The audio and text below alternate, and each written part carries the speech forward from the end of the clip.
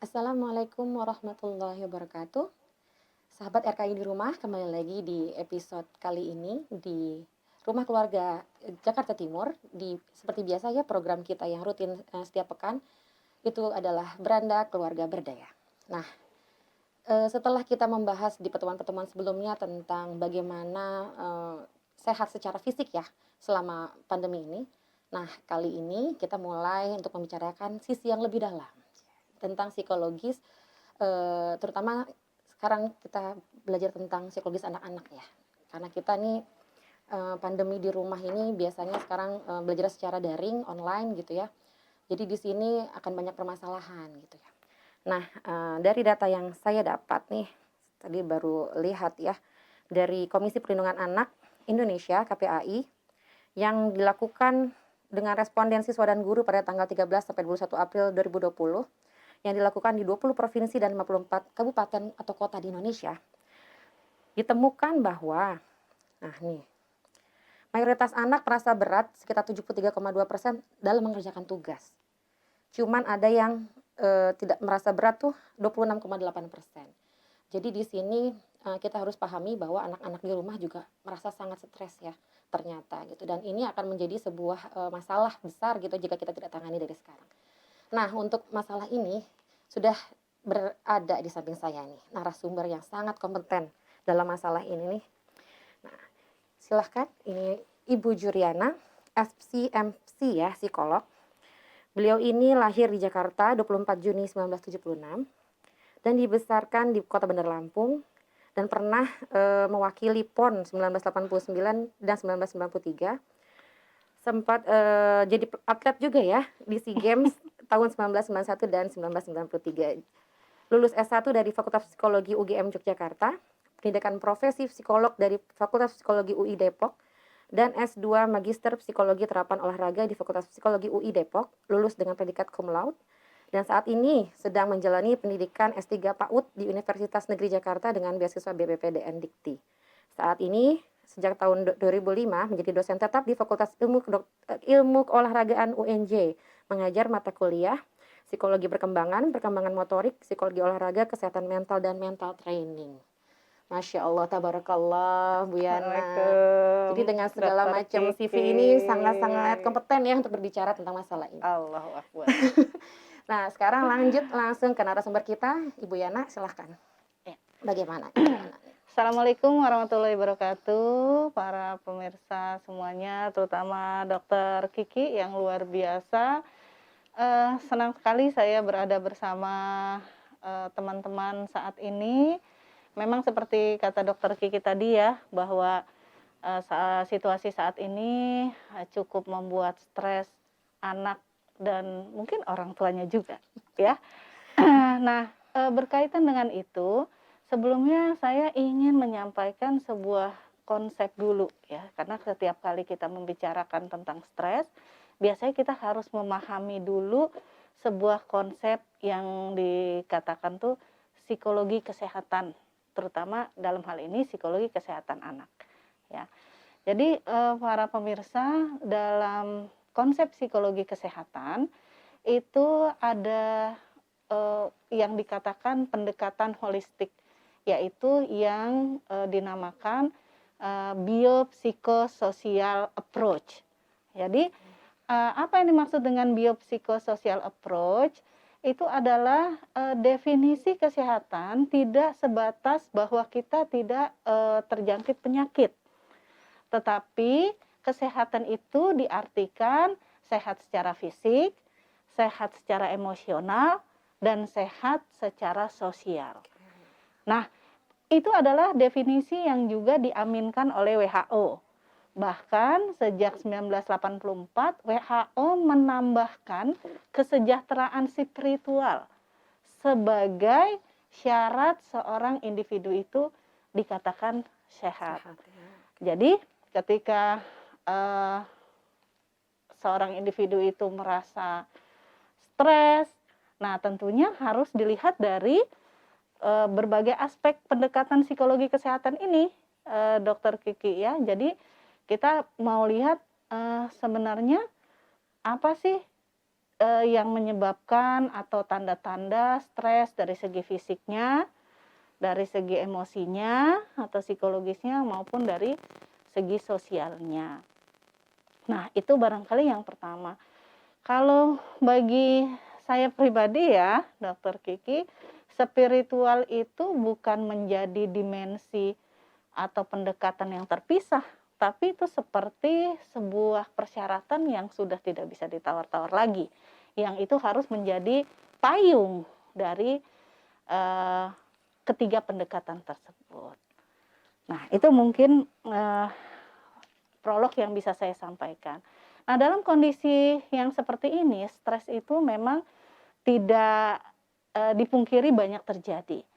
Nah, tanda-tanda stres dari tadi ya, kita mulai dari tanda-tanda fisiknya dulu, karena psikososial. Bio itu berarti kan biologis, ya. Jadi berkaitan dengan jasmani atau fisik kita. Apa yang menjadi tanda-tanda ketika kita atau anak-anak kita menjadi stres secara fisik? Pertama, biasanya mengalami gangguan tidur. Ya, apakah tidurnya kebanyakan yang biasa disebut kaum rebahan ini atau tidurnya malah kurang, ya, atau bahkan mungkin tidak bisa tidur sampai insomnia. Gitu. Nah, itu dari ciri fisik yang pertama. Terus kemudian tanda fisik yang kedua juga berkaitan dengan makan.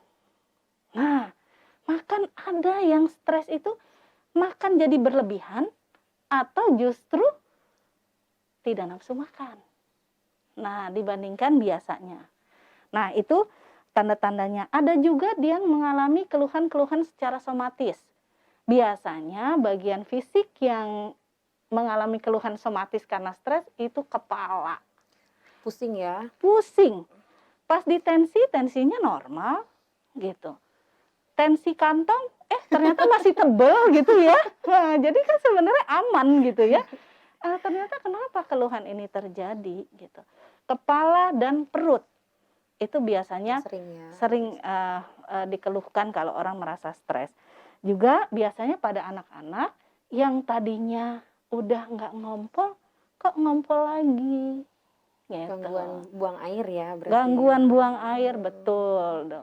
Nah, ini bisa kita amati sehingga kita bisa lebih aware terhadap apa yang anak kita alami. Sejauh mana dia menunjukkan tanda-tanda stres dari segi fisik. Nah, yang kedua, tanda-tanda dari segi emosi atau psikologis, ya. Tanda-tandanya apa? Pertama, dia biasanya mengalami ketakutan. Ketakutan itu ada macam-macam. Ada yang ketakutan real, emang betul ada yang ditakuti, tapi ada ketakutan yang sebenarnya nggak jelas juga. Pokoknya takut gitu. Takut misalnya terinfeksi, tertular virus, gitu ya, jadi paranoid gitu. Ternyata bukan kita orang dewasa aja, anak-anak juga bisa mengalami ketakutan itu. Bahkan ketakutan yang berlanjut itu bisa menjadi kecemasan. Dokter Kiki, kecemasan yang mengganggu sehingga tadi baik secara emosi maupun akhirnya berdampak pada kesulitan tidur, misalnya seperti itu. Memang banyak sekali nih ya tanda-tanda secara psikologis. Yang lainnya lagi apa? Kurang konsentrasi. Nggak fokus gitu ya? Nggak fokus gitu dalam mengerjakan, bukan tugas aja, dalam mengerjakan apapun. Nah, ini kan udah bisa menjadi aware ya, atau tanda buat kita orang tua sejauh mana sih stres yang dialami oleh anak kita. Terus kemudian yang juga secara psikologis ada tuh perubahan suasana hati. Moodnya nggak stabil. Ya, kayaknya lebih banyak bergejolaknya, menuntut lebih kepada orang tua. Padahal orang tua sendiri dengan misalnya WFH ini sebenarnya kan emang lebih repot. Harus ngerjain kerjaan rumah, tapi juga harus menyelesaikan pekerjaan kantor. Nah, ada juga yang menarik diri dan yang memang lebih bahaya nih ya, Dokter Kiki, adalah ketika anak itu kurang perhatian. Dan yang banyak kasus terjadi, ini pernah saya angkat dalam salah satu forum, adalah kekerasan rumah tangga. Kekerasan pada anak yang dilakukan oleh orang tuanya sendiri di masa pandemi. Dulu di awal juga pernah ada ya di berita ya bahwa sampai Ya, anaknya sampai meninggal karena ibunya ya, stres, anaknya nggak bisa mengerjakan betul, matematika kalau nggak salah waktu itu. betul sekali. Jadi itu yang sebenarnya emang harus menjadi perhatian kita betul ya untuk ini. Nah, kalau yang secara sosial biasanya tuh berkaitan dengan jarak sosial, artinya dia tidak bisa bertemu dengan teman, sanak keluarga, atau orang-orang yang dia ingin temui.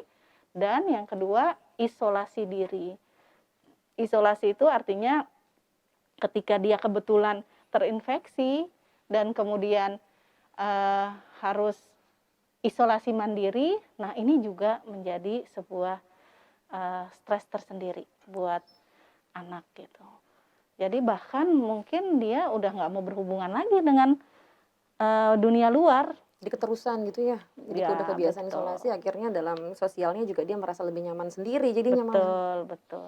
Nah, itu mungkin prolog yang bisa saya sampaikan tentang kesehatan dan tanda-tanda stres pada anak ditinjau dari tadi biopsikososial. Masya Allah ya. Jadi saya tuh jadi berpikir tentang diri saya dan anak-anak juga.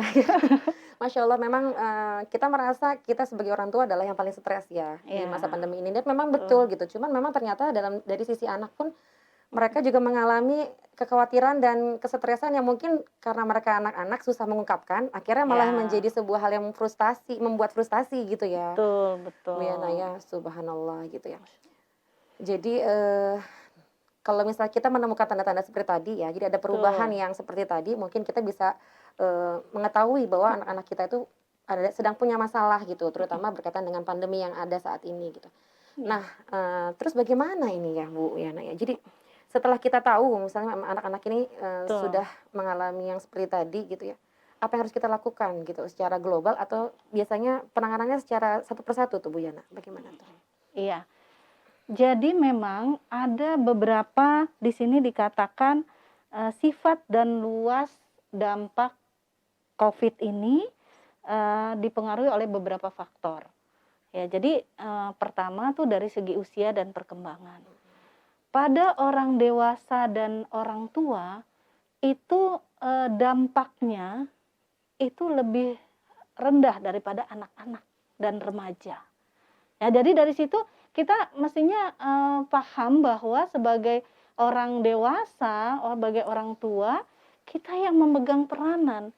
Karena mereka anak-anak dan remaja menjadi golongan usia yang lebih rentan. Itu.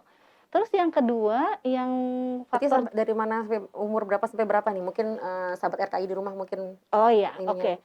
Kalau remaja itu kan mulainya biasanya dari SMP, usia 10-12 tahun. Nah, itu sampai sekitar 18-20 tahun. Nah, kalau anak-anak tentunya di bawah 10 tahun. Itu kan golongan anak-anak mulai dari balita ya, balita 1-2 tahun, terus kemudian 2-6 tahun untuk PAUD ya, anak usia dini, dan usia sekolah 6-10 atau 12 tahun.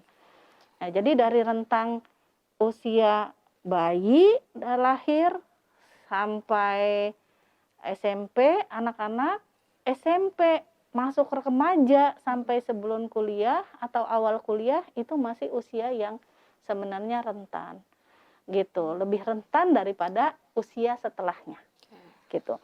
Terus faktor lain yang juga lebih rentan adalah status pendidikan. Jadi kalau pendidikan orang tua lebih rendah, biasanya itu lebih rentan karena faktor pengetahuan, terus penyerapan informasi, persepsi dan pengolahan informasi yang selektif sehingga mampu memilih berita-berita yang benar dan menyampaikannya itu kepada anak-anak. Nah, itu. Terus kemudian juga ekonomi orang tua. Ya, jadi Ini masalah juga ini ya Bu ini Yana ya, masalah juga, astagfirullah. Masya Allah ya, kita sebenarnya sedih juga ya, sahabat RKI ya, dengan kondisi pandemi ini semua berdampak dan terutama masalah ekonomi.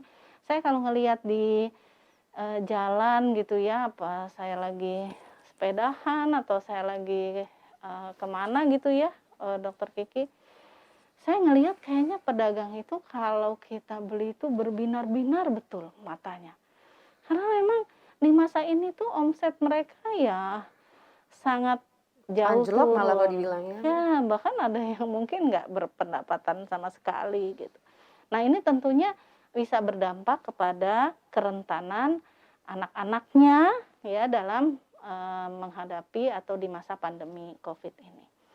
Nah, terus juga faktor yang lainnya adalah kesehatan mental sebelumnya. Jadi kalau kesehatan mental sebelumnya sudah rapuh, tambah lagi masuk ke dalam masa pandemi ini, sahabat RKI ya tentunya prediksinya dia akan lebih rentan. Gitu. Jadi kita nggak bisa menyamaratakan, oh stres, eh, semua sama gitu. Padahal sebelumnya pun ada individu-individu yang sedikit saja tekanan dia sudah merasa stres. Apalagi pandemi yang berlangsung selama bulan atau tahunan ini. Nah itu. Nah terus kemudian yang terakhir adalah ketakutan di karantina karena infeksi. Nah ini juga kalau sebelumnya dia misalnya punya kekuatan bahwa oke, kalau saya terinfeksi memang jalannya saya harus dikarantina. Berarti kan mental setnya itu emang udah siap. Tapi kalau misalnya dia mengalami ketidaksiapan itu sejak awal, tentunya menjalani masa-masa hari-hari di masa pandemi ini juga akan lebih rentan terhadap stres. Nah, itu faktor-faktornya dulu nih ya, Dokter Kiki ya. Nah, kalau dilihat dari apa yang harus kita lakukan, memang keluarga menjadi faktor atau kunci utama. Kunci utamanya Iya, itu di kunci keluarga utama ya, adalah Masya keluarga Allah. ya. Perhatian, kehangatan keluarga. Silakan deh sahabat RKI mencari artikel atau berbagai sumber karena kita memang lebih banyak di rumah. Jadi mau tidak mau kuncinya adalah keluarga, peran keluarga. Bagaimana keluarga bisa memberikan perhatian dan menciptakan kehangatan. Nah, itu kan tidak juga berarti terus-terusan harus meladeni anak, harus mendampingi anak. Nah, ini nanti yang kita bisa sharingkan bersama-sama satu persatu bagaimana caranya. Yang pertama ada strategi yang bisa dilakukan sahabat RKI, yaitu memastikan keamanan fisik dan emosional anak. Jadi di sini bukan saja perhatian dan pendampingan misalnya dalam belajar, tetapi fisik, makanan, olahraga, ya, olahraga bersama. Sebenarnya kan kita juga butuh olahraga nih keluarganya. Kita nggak perlu men-setting waktu khusus untuk anak berolahraga. Ya udah, ajak anak berolahraga saat kita berolahraga. Bersama-sama ya. Bersama-sama. Itu lebih menyenangkan mungkin betul, juga ya, karena bersama betul, juga gitu ya. Iya. Saya pernah ya, Dokter Kiki mengikuti sebuah seminar internasional. Kebetulan ada seorang profesor yang dia memang penelitiannya secara konsisten tentang ketahanan keluarga. Masya Allah. Dia mengatakan bahwa salah satu kunci sebuah keluarga itu kuat, solid, adalah sering melakukan aktivitas bersama-sama. Masya Allah. Jadi Masya Allah ya sahabat RKI, di masa pandemi ini ternyata kita berkesempatan melakukan kegiatan bersama anggota keluarga yang lebih banyak gitu loh, untuk bersama-sama. Apa mungkin Allah mentakdirkan ini kayaknya keluarga Indonesia kurang kompak nih.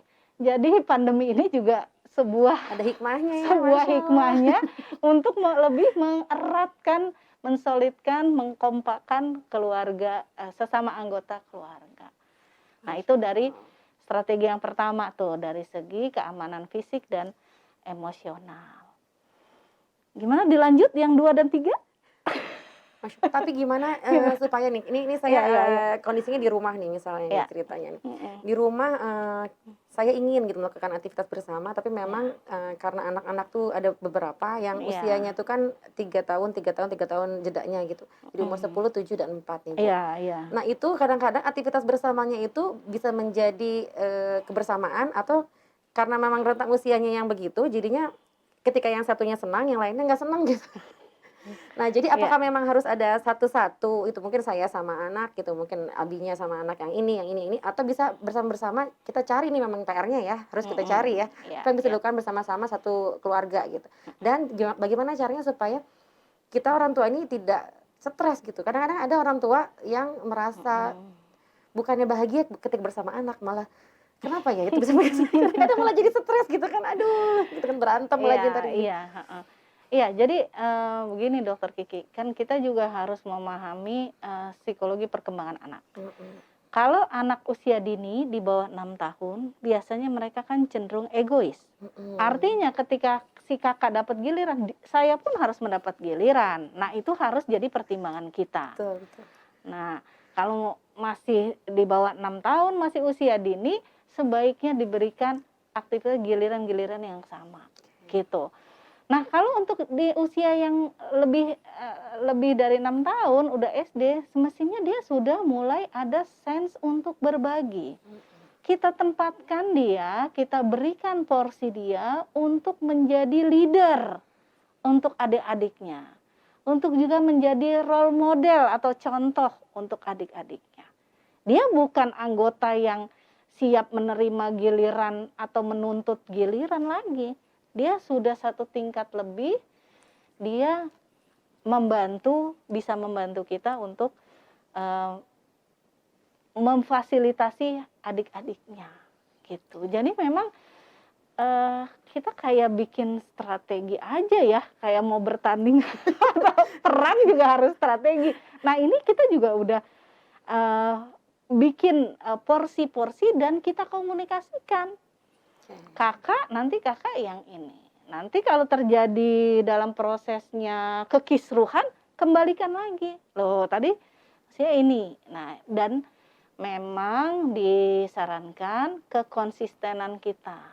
Karena kan anak itu, dalam masa pandemi ini juga mengalami situasi yang baru ya, gitu, adaptasi.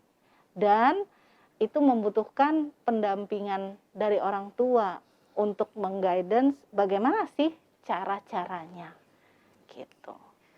Tantangan yang luar biasa buat orang tua ya. Terutama supaya kita orang tua terus menampakkan wajah bahagia dan memang anak-anak pun Iya, akan merasa begitu gitu kan. Dan betul. ini adalah sebuah pekerjaan berat yang mungkin tadinya orang tuanya tinggal nitipin ke sekolah, terus sekarang harus ngajakin anak langsung main dan 24 jam lagi gitu. Betul betul, iya. Nah, 24 jam itu kalau menurut para ahli psikologis secara, eee, kronologis ya, maksudnya hitungan, nominal, kalkulatornya lah 24 jam. Actually, kita nggak perlu 24 jam melototin mereka. Nah, ini yang juga disarankan kepada sahabat RKI, Bapak Ibu, terutama Bapak Ibu muda barangkali yang juga sibuk WFH, dibuat schedule, dibuat, strategi itu tadi, kapan mereka bisa, sendiri dan kita bisa melakukan pekerjaan kita, gitu. Kita merancang sebuah aktivitas yang tanpa kita pun mereka bisa asik berjam-jam, kira-kira itu apa, gitu. Ya memang kita Nah, harus berpikir, ya memang harus memikirkan itu, gitu. Untuk bisa, eee, membuat situasi mereka enjoy dengan aktivitas mereka, kita pun tidak harus terus-menerus, berada di samping mereka, tapi mereka merasakan kenikmatan atau enjoy tadi juga, gitu. oke, jadi memang, aktivitas bersama strategi pertama tadi ya, aktivitas bersama ini harus dilakukan memang, personalize, jadi memang harus Mhm, disesuaikan dengan kondisi masing-masing ya. Jadi kita harus mhm. memantau dan mengobservasi, mengamati apa yang kira-kira menjadi aktivitas menyenangkan tadi Kadang ada ya. anak yang mau ngerjain PR-nya nggak mau diliatin loh. Ada yang begitu ya? Ada, ya udah kalau memang dia bisa mandiri, silakan, tapi nanti mungkin baru kita periksa. Nanti 1 jam lagi Umi lihat ya, gitu baru periksa. Kerjakan semampunya. Nah ini yang kadang-kadang maaf kita orang tua suka nggak sabaran, pengennya langsung sekali ngerjain bener terus Beres, selesai udah ya, habis itu udahan. pindah ke mata pelajaran lain ya.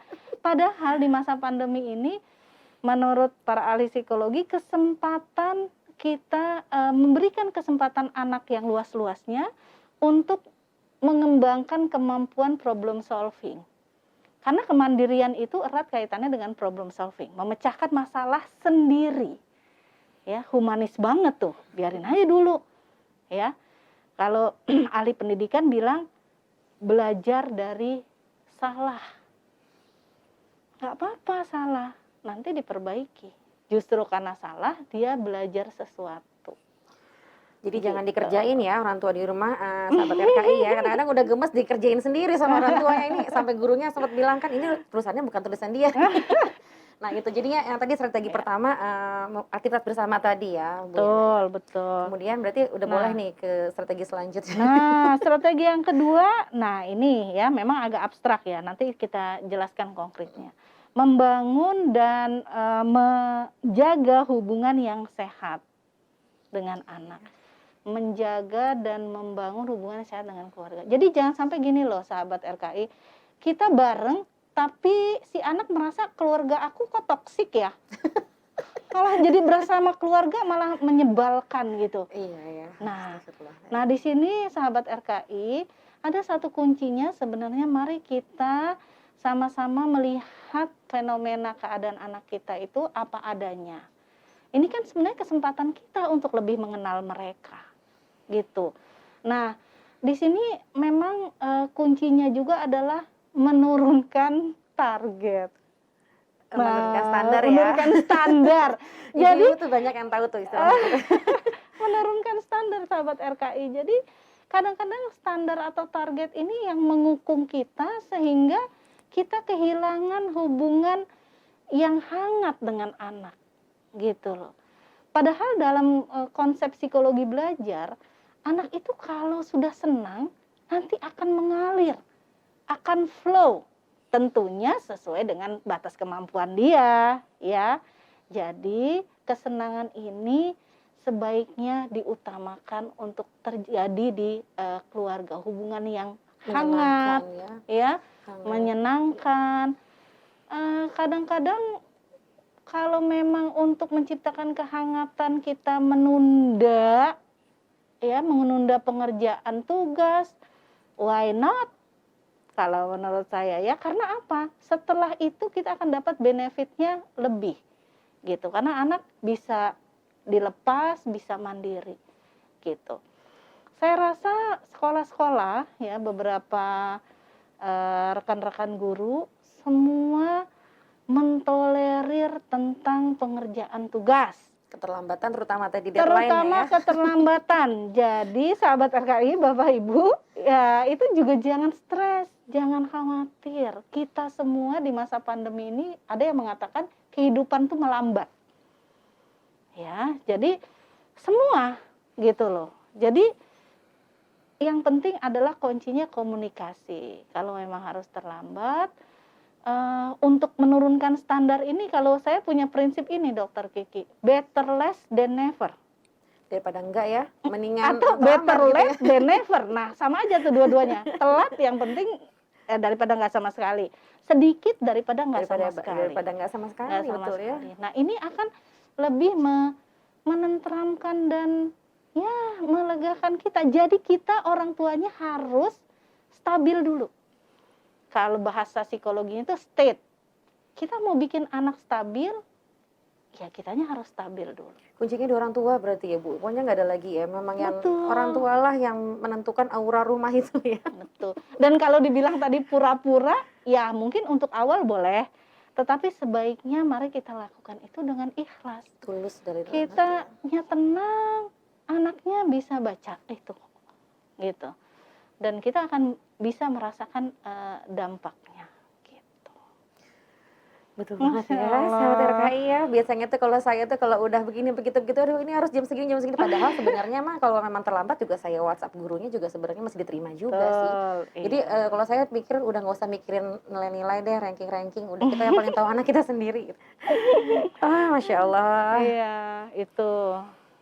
Nah, Kemudian, berarti untuk hubungan orang tua ke anak, jadi memang kita utamakan memang bagaimana anak, merasa nyaman, tenang, penuh betul. cinta ya gitu ya. Ya, mereka nggak ada siapa-siapa loh yang dilihatnya sekarang. Cuman kita doang. Cuman kita. Bayangkan, Astagfirullahaladzim. gitu. Mau anak itu bosan tidak bosan, ya kuncinya di kita, orang tua, gitu. Astagfirullahaladzim. Ya Allah. Jadi, selain kita menyiapkan kita nih orang tua untuk menciptakan hubungan yang menyenangkan kepada anak gitu ya, terus ada lagi nggak strategi yang lain Nah, gitu? strategi yang terakhir nih, sahabat RKI, dikatakan di sini, ajarkan keterampilan-keterampilan pendukung buat anak. Keterampilan-keterampilan pendukung tuh apa? Banyak. Justru ya selagi di rumah di masa pandemi, yang tadinya anak itu nggak bisa cuci piring, bisa cuci piring.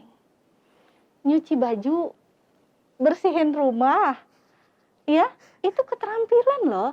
Dan itu nyata dibutuhkan apalagi saat pandemi ini nggak ada mbak, susah sekali mencari asisten rumah tangga.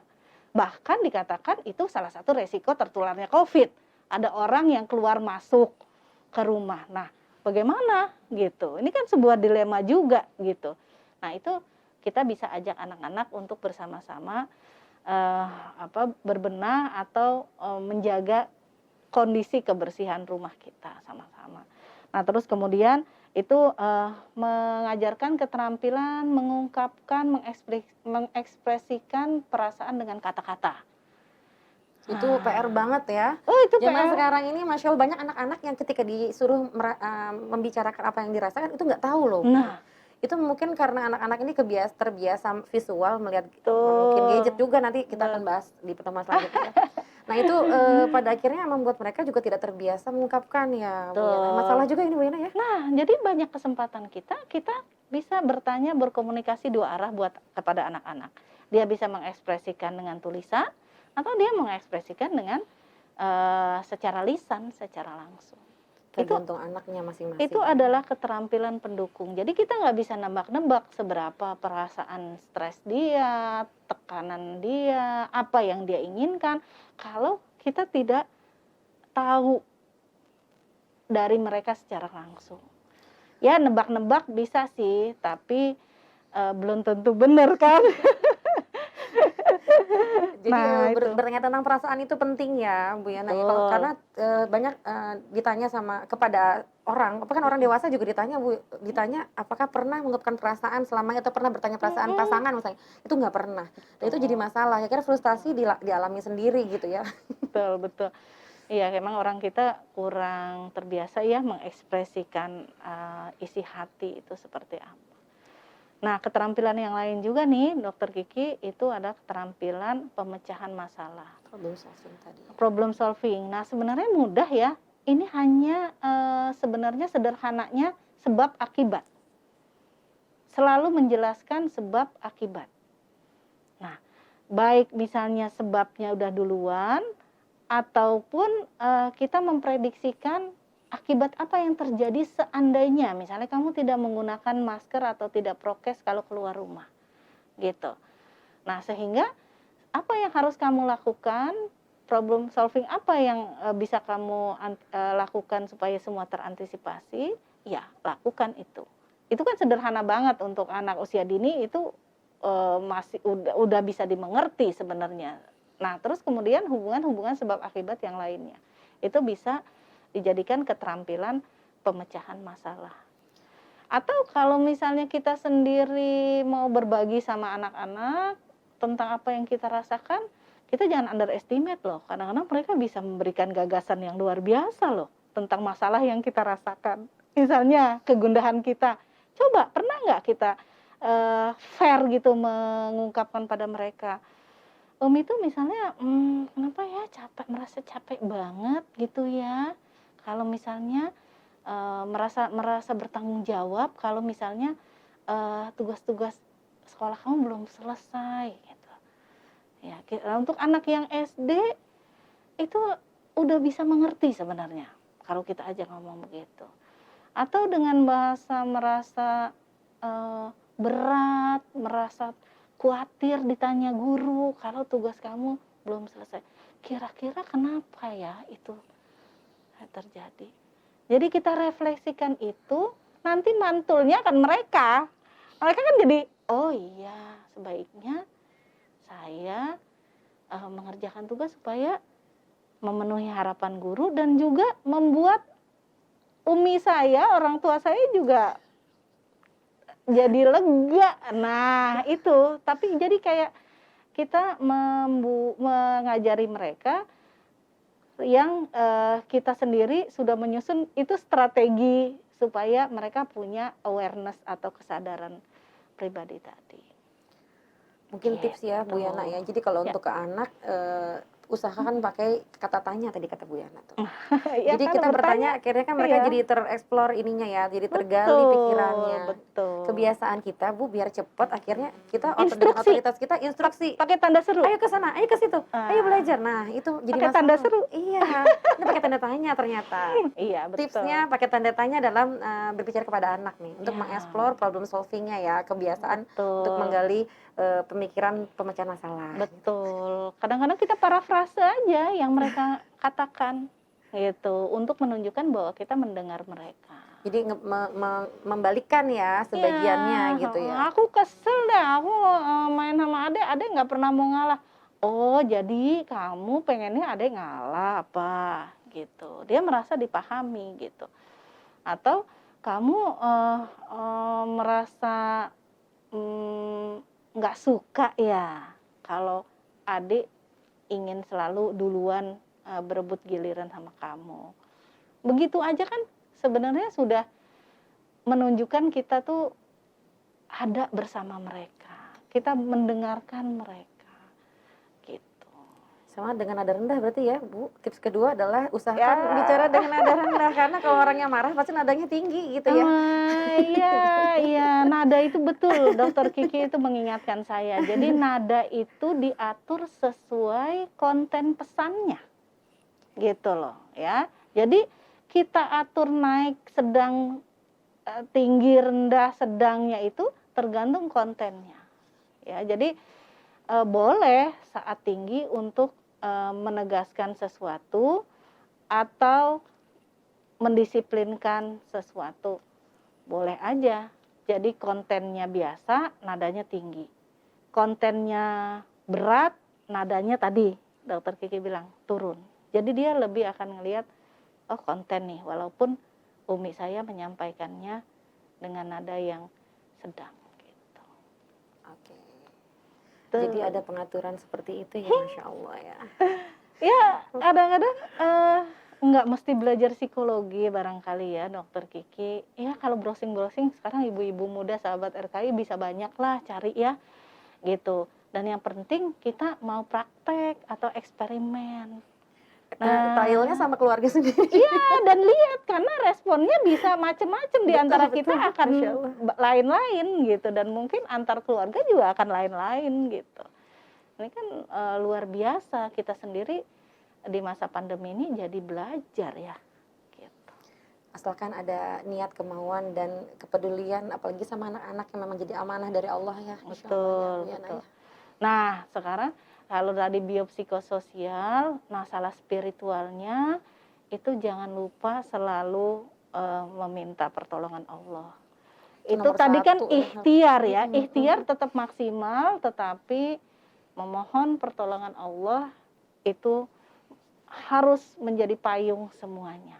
Gitu. Karena apa yang kita lakukan itu tidak akan efektif, tidak akan works ya.